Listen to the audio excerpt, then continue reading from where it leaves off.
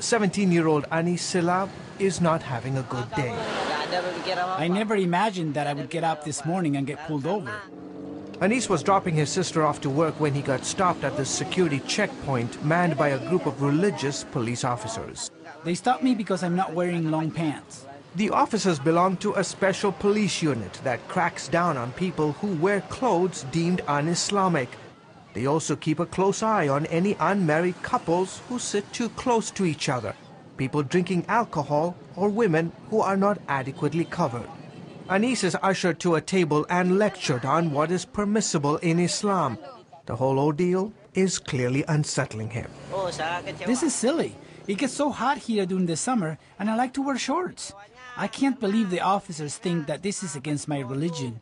This is crazy. His comments are interrupted by an officer who is also clearly not amused by his interview with us. Listen here, young man. You're breaking Islamic law.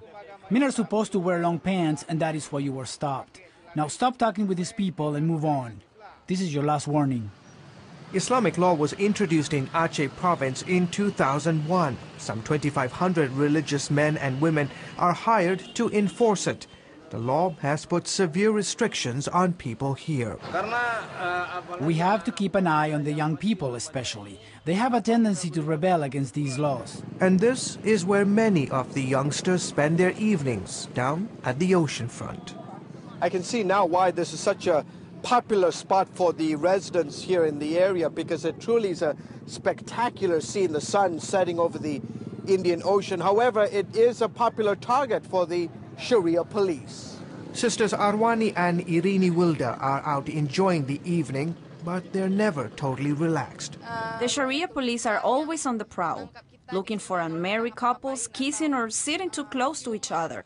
There are clearly many couples this evening who are breaking the law, but don't seem to care.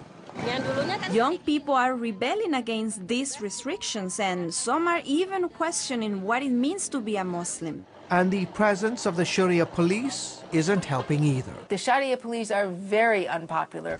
Sydney Jones is an American who covers Islamic issues for a Brussels-based firm. She lives in Indonesia and has documented national attitudes toward the religious police. They go around and they encourage kind of vigilantism, encourage neighbors to report on neighbors, and they themselves have been implicated in a number of serious crimes. Most recently, the case involving an officer accused of raping a woman he'd arrested for an illicit relations with a man.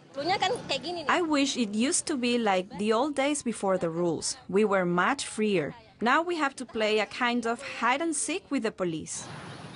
Let's be clear, Indonesia is a very pious nation. This is, after all, home to the world's largest Muslim population.